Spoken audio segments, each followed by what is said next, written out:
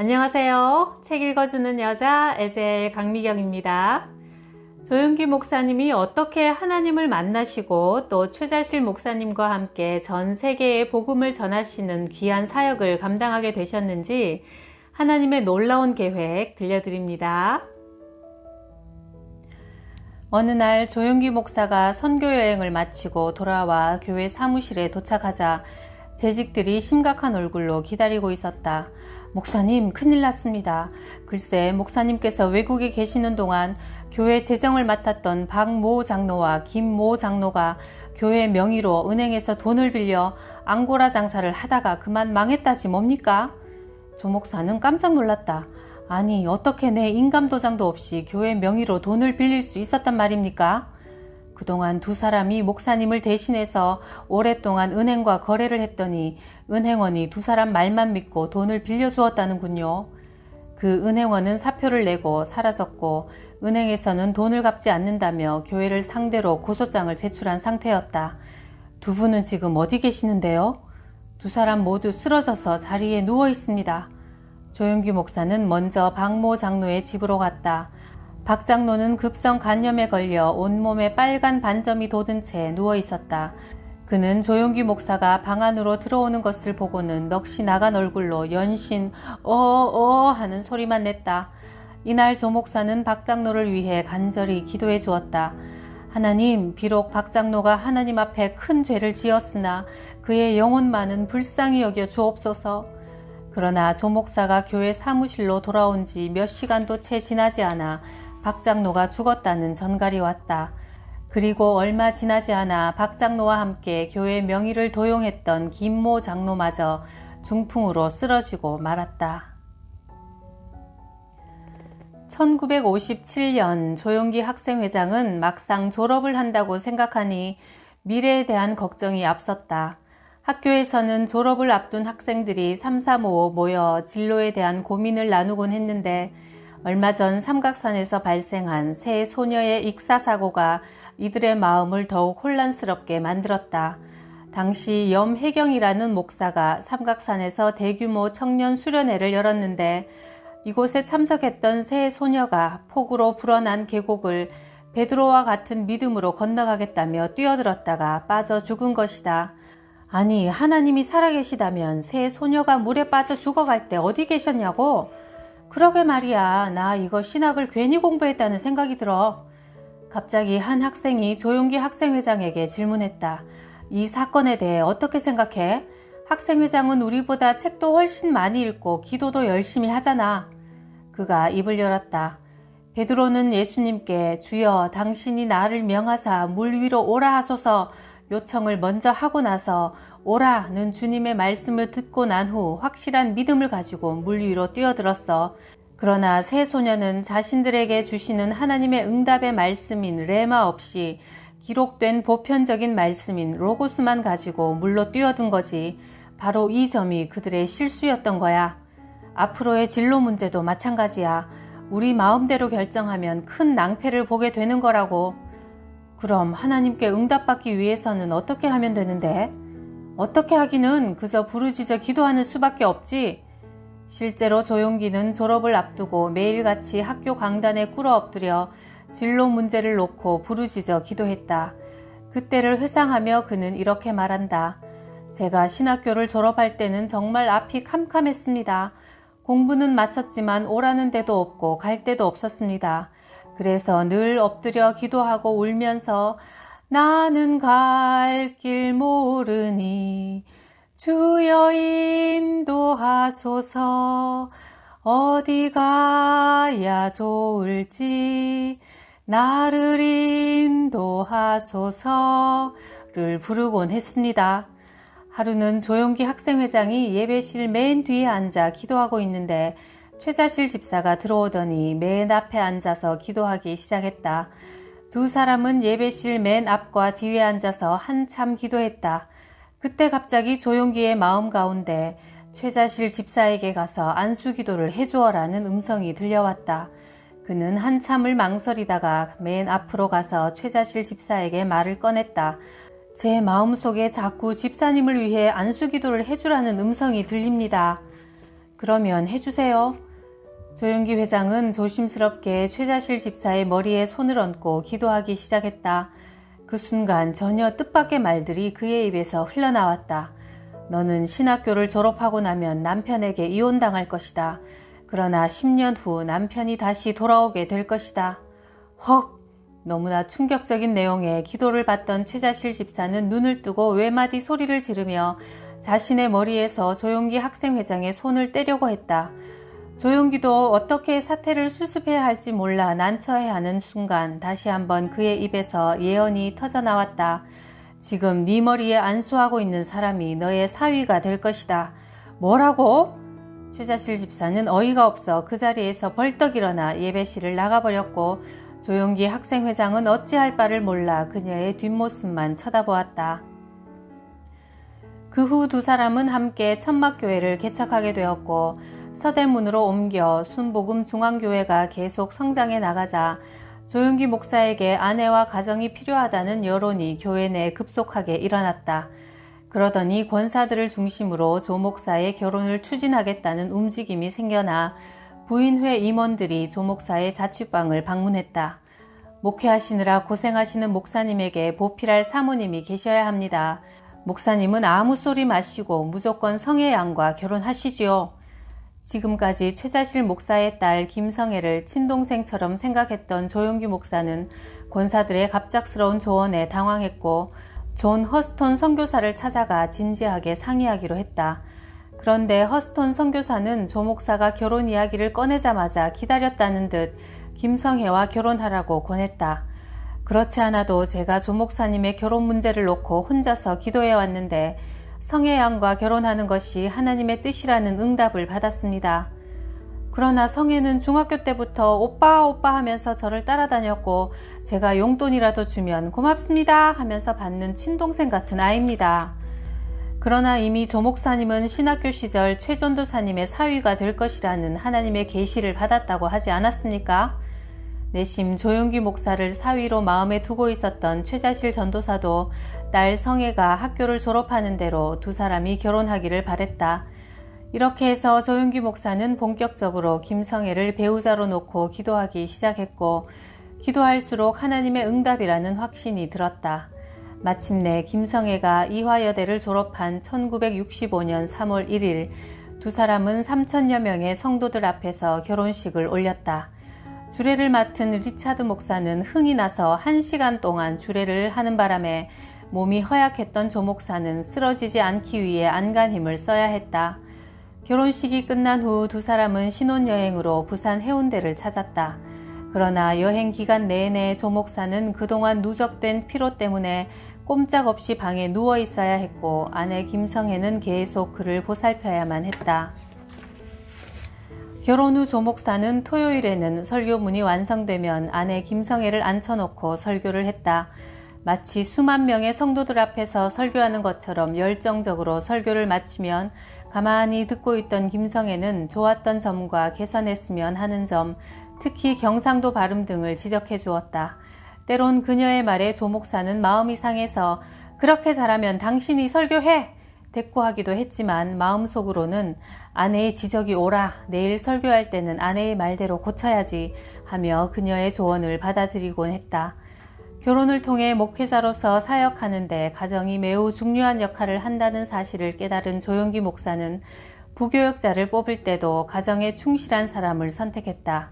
어느 날 한 신학생이 찾아와 서대문 순복음 중앙교회의 부교역자로 채용해달라고 부탁했다. 조 목사님께서는 젊으신 나이에도 불구하고 놀라운 사역을 감당하고 계십니다. 목사님 밑에서 목회를 배우고 싶습니다. 그렇지 않아도 당시 조용기 목사는 급격하게 늘어나는 성도를 자신과 최자실 목사 두 사람의 힘만으로는 감당할 수 없다고 생각하던 터였다. 그래서 그에게 성경관과 신앙관 등에 대해 질문했다. 그의 답변과 태도 등을 보면서 나무랄 데 없다고 생각했다. 마지막으로 조 목사는 그의 가정에 대해 물었다. 결혼을 하셨습니까? 예, 아이도 있습니다. 그러나 저는 주님의 일을 하기 위해 아내와 아이를 분토와 같이 버렸습니다. 조용기 목사는 그의 대답에 깜짝 놀랐다. 아니, 자신의 가정을 돌보지 않는 사람이 어떻게 성도들의 삶을 돌보고 주님의 일을 하겠다고 말합니까? 그래도 주님의 일을 위해서라면 주님 이외의 것들은 버리는 것이 맞지 않습니까? 됐습니다. 난 가정을 소중하게 여기지 않는 사람이 성도들을 귀하게 여기고 맡겨진 사역을 잘 감당할 것이라고 생각되지 않는군요. 당신이 가정을 분토와 같이 버린 것처럼 나도 당신을 분토와 같이 버리겠소.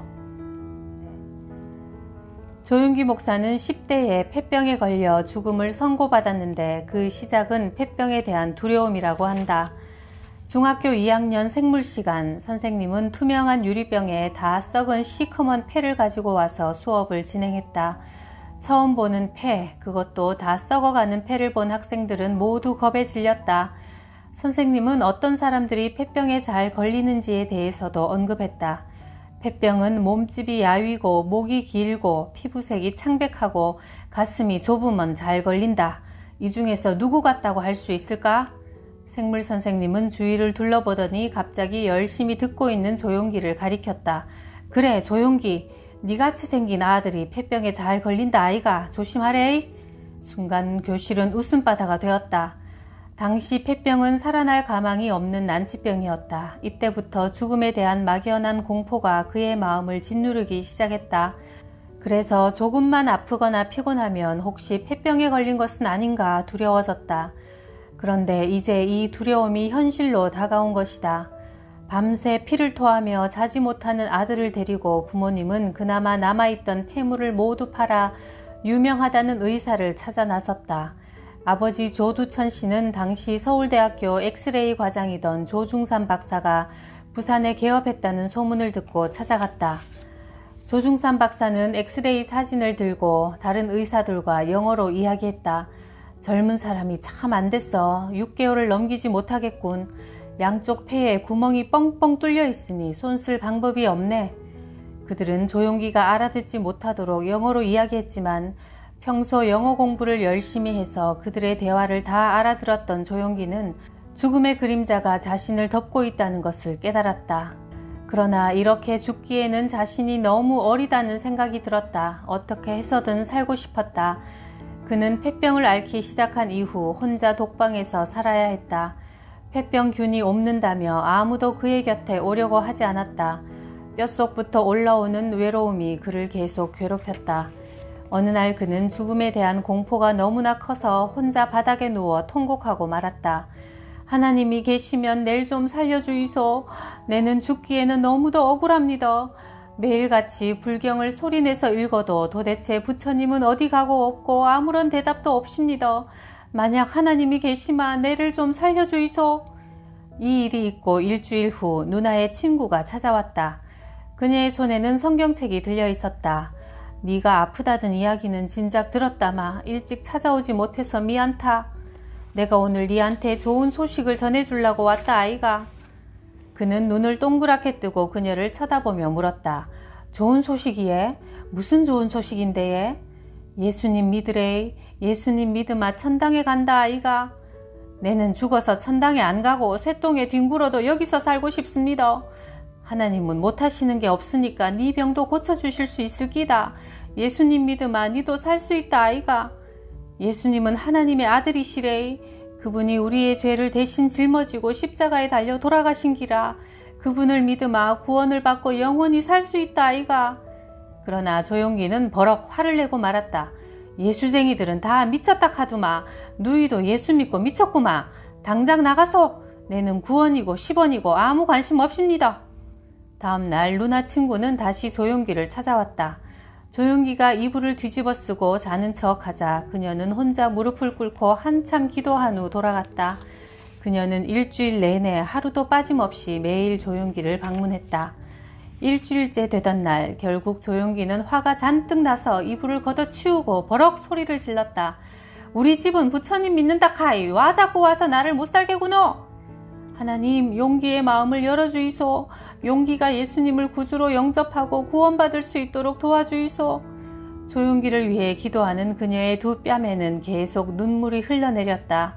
조용기는 그녀가 무엇 때문에 자기와는 아무 상관도 없는 자신을 위해 일주일을 매일 찾아오고 욕을 먹으면서도 이렇게 눈물까지 흘리는지 알 수가 없었다.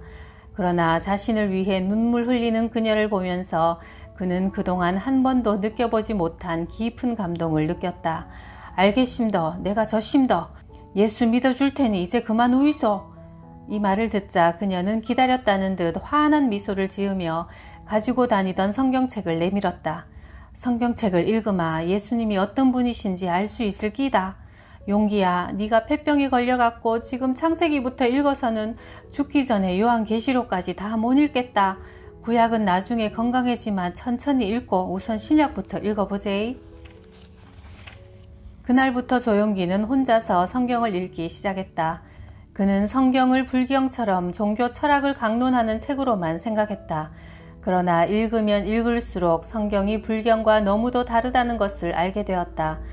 성경은 철학이나 윤리를 말하고 있지 않았다. 성경은 온통 병든 자를 고치시고 죽은 자를 살리시며 배고픈 자들에게 먹을 것을 주시는 예수님에 대한 이야기였다.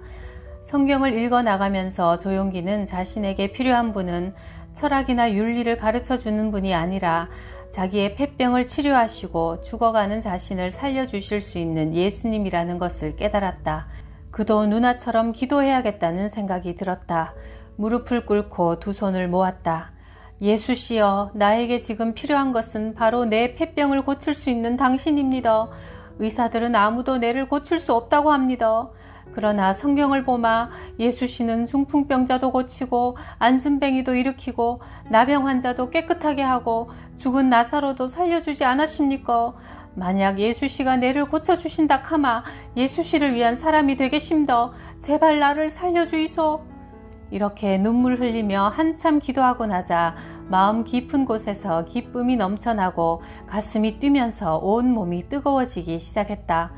마음속에서부터 생명의 기운이 솟아오르자 조용기는 흥분된 마음을 감출 수 없어 마당으로 뛰어나가 주위를 빙글빙글 돌기 시작했다.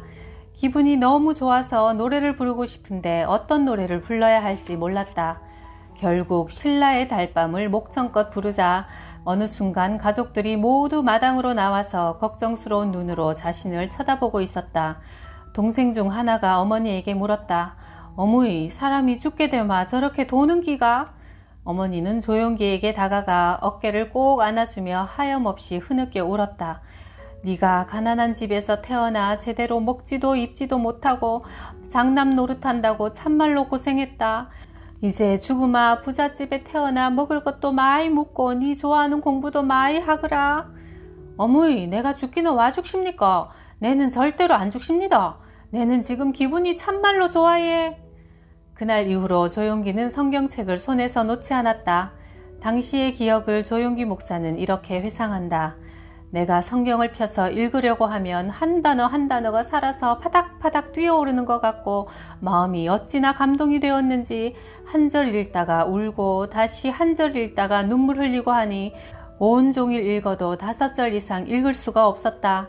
그저 성경을 읽는다는 것 자체가 행복하고 기뻤다. 그러면서 몸이 점점 좋아지니 처음에는 예수씨에게 살려만 주면 당신을 위해 살겠다고 해놓고는 사람이 변속할 때 다르고 나올 때 다르다고 내 마음도 싹 변했다. 내 나름대로는 의사가 되고 싶은 꿈이 있었는데 정말 주의 종이 되어야 하는지 확실한 증거를 체험하기 위해 금식 기도를 하기로 결심했다.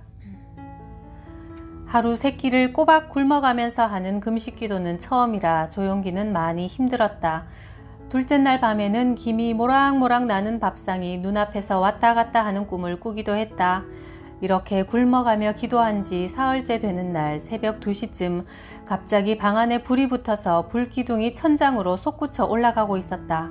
아이고 이젠 죽었구나 싶어서 일어나 도망치려고 하는데 온몸이 땅바닥에 붙어서 일어날 수 없는 거예요.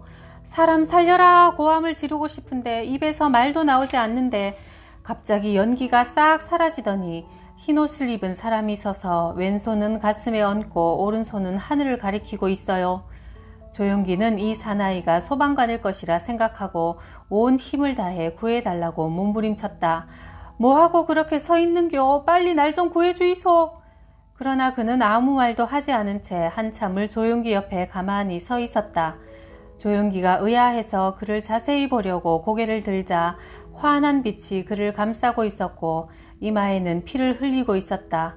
순간 조용기는 이분이 바로 켄 타이즈 선교사가 그토록 목이 터져라 외치던 예수님이라는 것을 깨달았다. 아이고, 예수님이시죠? 조용기는 차마 그분을 바라보지 못하고 엉엉 울기 시작했다. 그때 조용한 목소리가 들려왔다.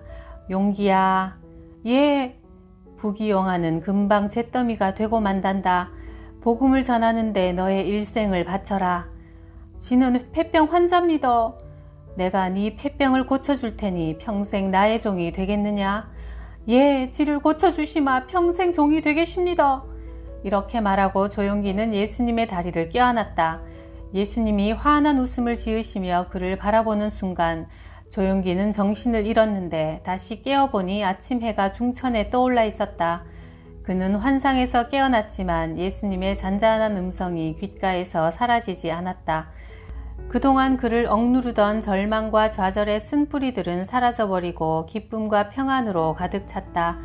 비로소 조용기는 구원의 감격을 느낄 수 있었고 성경 말씀들이 모두 사실이라는 것을 확신할 수 있게 되었다.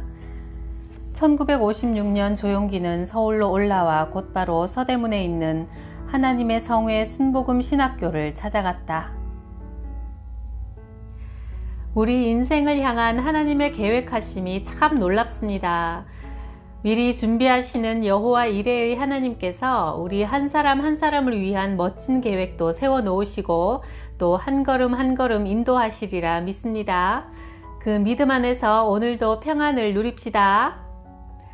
구독, 좋아요, 댓글에 사랑해 언제나 감사드려요.